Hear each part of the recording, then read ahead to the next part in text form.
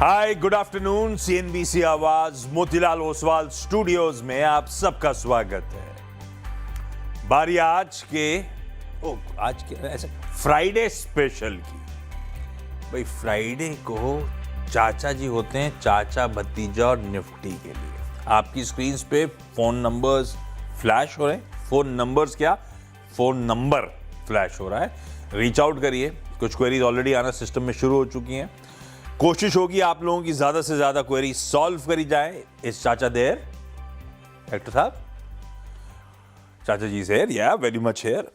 Good afternoon, पाए लागो आपको। Good afternoon, thank you very much. जय हिंद। हाँ, जय हिंद तक तो ठीक है। जय हिंद, जय हिंद। आगे और आशीर्वाद आपको। कुछ पढ़ के नहीं आए, होमवर्क बेसिकली किया नहीं है। सीधे सीधे कोई शो की प्रिपरेशन नहीं कर रहा आजकल आप। और नहीं, मेरी हिंदी गौरव जैसी है ना, तो अंग्रेजी में दे देते। आशीर्वाद तो आशीर्वाद है। God bless. अच्छा, ये बताओ, आप वो वहां कब जा रहे हो? दुबई? कल सुबह। तो अपनी मुलाकात कब होगी अगली? फ्राइडे को होगी। काम उधर से करूंगा मैं, बिल्कुल। नहीं तो अपन 2 हफ्ते के लिए जाएगा। 2 हफ्ते के लिए आप जा रहे हो? हाँ, लेकिन काम वहीं से करूंगा मैं, बिल्कुल। All live shows. ये हमारा दुबई में इस बार फैमिली गेट टुगेदर था, पर आपको बताया प्रॉपर्टी रिलेटेड डिस्प्यूट चल रहे हैं, तो ये मुझे लेके नहीं जा रहे अपने साथ। लाइए क्विकली निफ्टी स्क्रीन पर रखिएगा डायरेक्टर साहब। भाई साहब, 4 दिन दबाव था, लीजिए 5वां दिन। इस पूरे हफ्ते दबाव के साथ भारतीय बाजारों में कामकाज होता हुआ। और आज के रीजन तो ऑब्वियस थे। फिर से वो वेस्ट एशिया क्राइसिस, कच्चा तेल सुबह $100 के ऊपर, यूएस में bond yields, dollar index inch up हो रहा था। वैसे पूरा एशिया पेन में है, हमसे कहीं ज्यादा दबाव में है। यूएस के फ्यूचर्स आज फिर इंडिकेट कर रहे हैं कल की पिटाई के बाद कि नैस्डैक 0.5% दबाव के साथ खुलेगा। हम दबाव के साथ शुरू हुए थे, एक समय 250 पॉइंट दबाव पे थे। 23,600 के लेवल से अब एक रिमार्केबल रिकवरी है। 200 पॉइंट, हम 23,800 की दहलीज पे आके खड़े हुए हैं। ये रिकवरी का ट्रेड, और इसको लीड कौन कर रहा है? निफ्टी बैंक रखिएगा स्क्रीन पे। जिस पॉकेट ने सबसे ज्यादा इस हफ्ते, पूरे हफ्ते रुलाया, अब फाइनली जाके लोअर लेवल से एक शार्प रिकवरी। निफ्टी बैंक दिन के लो से रिकवर होकर अब इन ग्रीन ट्रेड करता हुआ नजर आएगा। 56,000 वाला 56,700 पे खड़ा हुआ है। 700 पॉइंट की पावरफुल रिकवरी इस समय, और यही रीजन है कि वो निफ्टी आपको 23,800 के करीब जाता हुआ इस समय नजर आएगा। हालांकि कुछ बदला नहीं है, एशिया अभी भी दबाव के साथ ट्रेड कर रहा है पूरा का पूरा। हमने एशिया में ज्यादा अंडर परफॉर्मेंस दिखाया, वो अलग बात। कच्चा तेल भी मैं देख रहा था ऐसा कोई रीजन, तो कच्चा तेल भी 99+ पे ही ट्रेड कर रहा है। सुबह भी यही था 100 के आसपास, तो ऐसा कोई बहुत ज्यादा कूल ऑफ नहीं हुआ है। लेकिन हाँ, निफ्टी बैंक में लो लेवल से एक पावरफुल थ्रस्ट आता हुआ और समीकरण कुछ हद तक सुधरते हुए। गावा सर, क्विकली निफ्टी पे आपका व्यू, या फिर निफ्टी बैंक पे कुछ क्लियर कट व्यू बैठ रहा हो तो?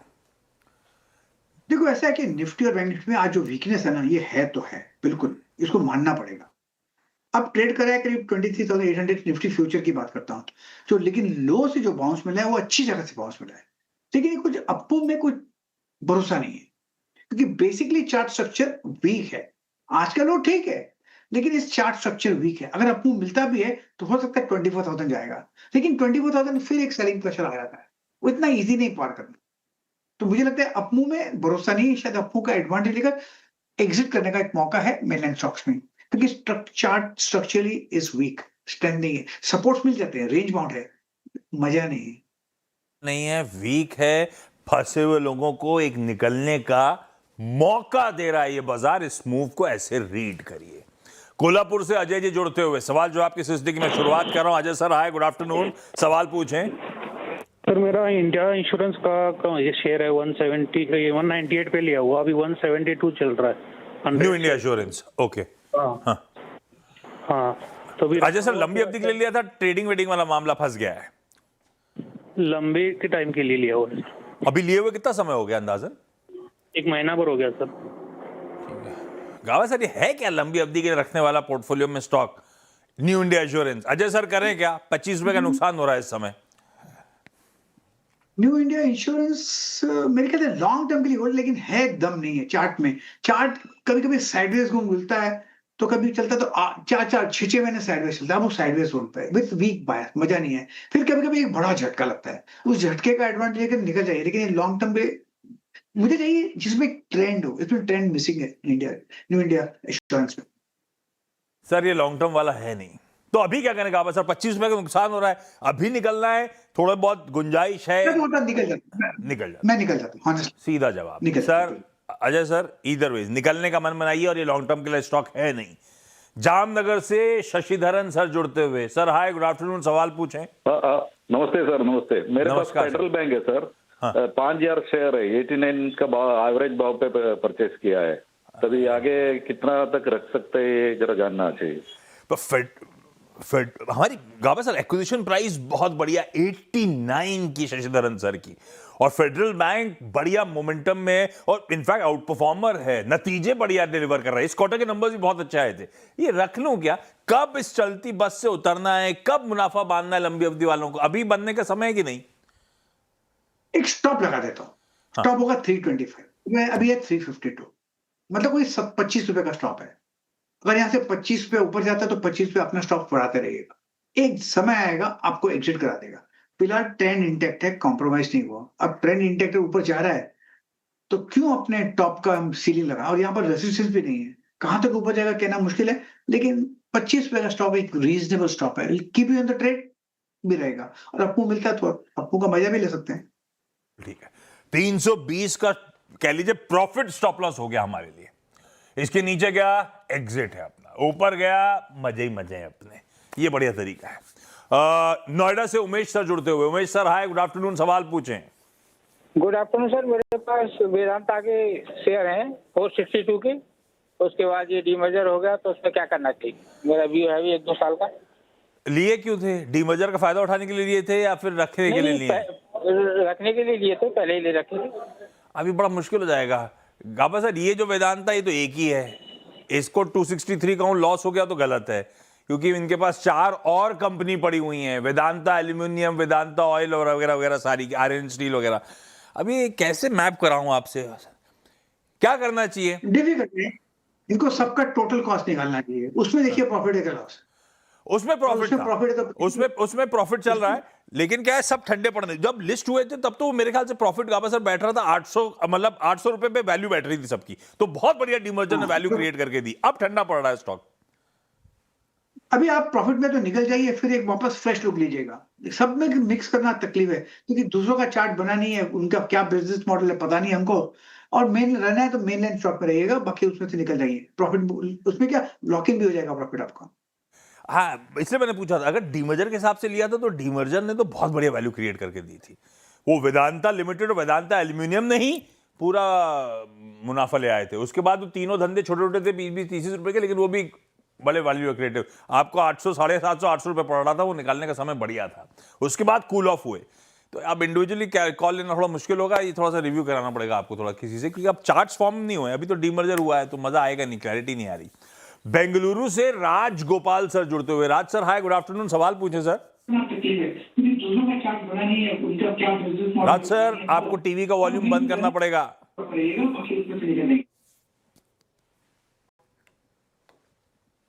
सवाल दिखाइए राज सर का, वो मुश्किल होगा अब तो, उनके पास जब तक हमारी एक्चुअल अभी की आवाज पहुंचेगी तब तक बहुत लैग हो चुका होगा। राज गोपाल जी कह रहे हैं टाटा केमिकल्स 800 शेयर्स 800 पे खरीदे हैं, कवर सर 683 पे चल रहे हैं, क्या करना चाहिए राजगोपाल सर को? आई एम अज्यूमिंग लंबी अवधि के लिए लिया हुआ माल है। क्या राइम हो रहा है, ब्यूटीफुल। 800 शेयर 800 पे। मुझे ध्यान आ गया, मैं जब शूटिंग करता था, हाँ। एक थे डरायस, वो शूटर थे, he shot score of 584 in the year 1984 at the age of 64। क्या राइम हो रही है। उसका नाम था डरायस यांग, पिस्टल शूटर थे। एनीवे, अभी लगता है वीक, लेकिन जो लो मिला है 600 के आसपास, ब्यूटीफुल लो है, तो मेरे ख्याल से मुझे नहीं लगता कि ये ब्रीच होगा, तो यहां से अपमूव खाया है, नो डाउट। थोड़ा डिप मिल सकता है, लेकिन नीचे आएगा फिर ऊपर जाने के लिए। एक जो क्रूशियल रेजिस्टेंस है टाटा केमिकल में, वो है 840, 850 से। एक बार वो दिल से पार कर लेना, फिर तो जाएगा 1000 भी। Matter of time. तो लॉन्ग टर्म के लिए स्टॉक होल्ड है, शॉर्ट टर्म में नीचे ऊपर होता रहेगा, थोड़ा झेलिए। परफेक्ट है।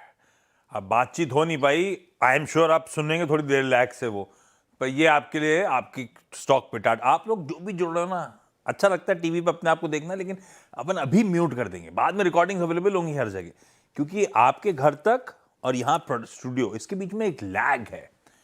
तो आप अगर टीवी से समझ में बिठा रहे होंगे तो बहुत टाइम लग जाएगा, हमारी बातचीत ही नहीं हो पाएगी। प्लीज अपने अपने वॉल्यूम्स म्यूट करिएगा। अमृतसर से वरुण सर जुड़ते हुए। Varun sir hi, good afternoon, सवाल पूछें। Good afternoon sir. Hi sir. Sir मेरे पास BDL है 500 शेयर्स एट 1540, बहुत सता रहा है सर BDL, एंड GRSP है सर 300 शेयर्स। एक एक करके आता हूं, मैं दोनों लेता हूं। वरुण सर पहले भारत डायनेमिक्स। गावा सर 1540 ही खरीदे, बहुत सता रहा है, 300 रुपए का नुकसान हो रहा है, करूं क्या? होल्ड करो, अब साइडवेज जोन पर है लेकिन वीक स्ट्रक्चर नहीं है, लिस्टिंग के बाद चल रहा है BDL, यानी जो प्राइस था उसके ऊपर चल रहा है, तो एक क्रूशियल सपोर्ट है करीब 1000 का, मुझे लगता है होल्ड कीजिए, मुंह मिलना चाहिए, 1600-1800 तक जा सकता है, वहां पर एक फ्रेश लुक लीजिए।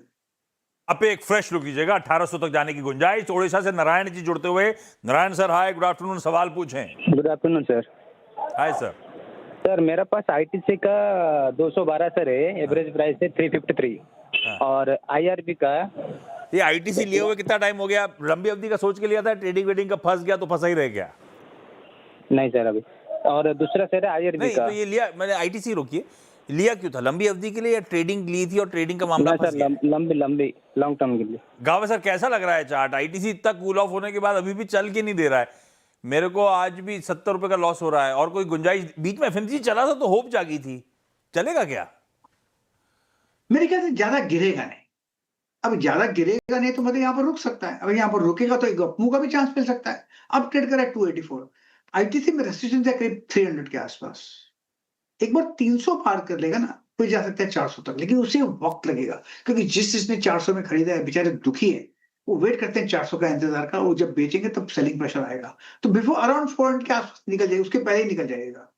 तो फिलहाल होल्ड है, क्योंकि डिविडेंड प्ले भी बनता है ना, ITC बहुत वैल्यू है, मतलब काफी वैल्यूएशन में अट्रैक्टिव हुआ है, मैंने ऐसा सुना है, तो लेकिन टेक्निकली मुझे ज्यादा वीकनेस नजर नहीं आती। It's a hold ITC। गिरने की गुंजाइश नहीं, वो अपने आप में अच्छा है, गुंजाइश कम है, तो एटलीस्ट मुझे पता है मेरा रिस्क क्या है। होल्ड करते हैं, बाजार रिवॉर्ड करेगा, एक बार 300 निकला तो 400 तक जाएगा, 400 के आसपास हो सकता है सप्लाई का ओवरहैंग बनेगा, वो अपने टारगेट्स होंगे। कोलकाता से कौशिक दास साहब जुड़ते हुए। कौशिक सर सवाल ले लूं? अरे घंटी बजा दी आपने। कौशिक सर गुड आफ्टरनून, सवाल पूछें क्विकली। मैं बोल रहा हूँ कि सर टाटा स्टील का मैंने 198 में 1100 शेयर खरीदा है, इसे मैं रखूं कुछ दिन के लिए या बेच दूं, कुछ समझ नहीं आ रहा। कुछ दिन से मतलब क्या कौशिक सर? कितना टाइम? ये ट्रेडिंग के लिए लिया हुआ है मतलब अपन ने, है ना? ट्रेडिंग के लिए लिया था, तो 1 महीने से मैं होल्ड करके रखा हूँ। गावा सर टाटा स्टील ट्रेडिंग वाला मामला है, क्या करूं? निकल जाओ, मैं होता तो निकल जाता, स्ट्रक्चर मुझे वीक नजर आता है, कोई स्ट्रेंथ नजर नहीं आती, जो भी अपमूव मिलेगा इसमें सेलिंग आएगा, है वीक, मैं होता तो निकल जाता, क्योंकि आपका मामला ट्रेडिंग का है। डन है। इस नोट पर इस शो को यहीं समाप्त करना, शो को नहीं मतलब इस सेगमेंट को समाप्त कर रहा हूं। आज तो गावा सर से भी बातचीत नहीं होगी, क्योंकि आगे एक म्यूचुअल फंड की इंटरेस्टिंग चंक लगा हुआ है आपके लिए शो में। गावा sir thank you so much जुड़ने के लिए। अब आपसे जब मुलाकात होगी तो आई एम एज्यूमिंग दुबई में आप बैठे होगे और मैं यहीं स्टूडियो में मुंबई में सड़ रहा हूँ और आपसे ऐसे बातचीत कर रहा हूँ। कुछ विजुअली अपीलिंग रखिएगा पीछे बैकड्रॉप। इंटरनेशनल शो हो जाएगा वो। हाँ वो रहेगा इंटरनेशनल शो। हाँ, ये ये बात तो आइडिया पक्की अच्छा। माननी एक पड़ेगी। आइडिया और हो सकता तो था, कैसे आवाज गोज इंटरनेशनल। आप मुझे और मेरे आवाज वीडियो गोज जर्नलिस्ट को ले इंटरनेशनल। चलते। अरे आप सुनो, तो आप मुझे और मेरे वीडियो जर्नलिस्ट को ले चलते तो वो इंटरनेशनल शो वहीं दुबई में खड़े खड़े करते अपन, कहीं से लोगों की क्वेरी सॉल्व करते। क्या मजा आता, आप सोचते नहीं हो कभी। गलती हो गई, गलती हो गई। उधर से आवाज आ रही है पूरे पीसीआर को भी। अबे मेरी जुगाड़ नहीं हो रही, ये लगे पीसीआर को भी। गावा sir thank you so much जुड़ने के लिए, बेस्ट ऑफ जर्नी आपको। अब दुबई से गावा सर जुड़ेंगे इसी शो में आप लोगों की क्वेरी सॉल्व करने के लिए। ब्रेक के उस पार वो म्यूचुअल फंड का एक इंटरेस्टिंग चंक।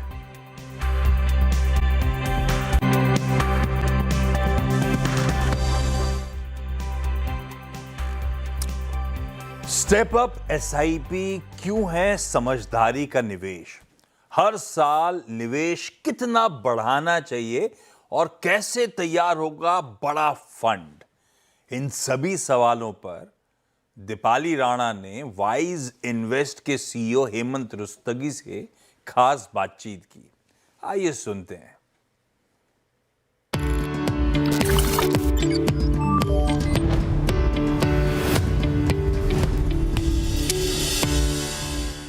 एग्जैक्टली कॉन्सेप्ट क्या है स्टेप अप एसआईपी का, या फिर क्या रेलेवेंस है अगर आप ओवरऑल इन्वेस्ट कर रहे हैं लॉन्गर टर्म पर्सपेक्टिव से?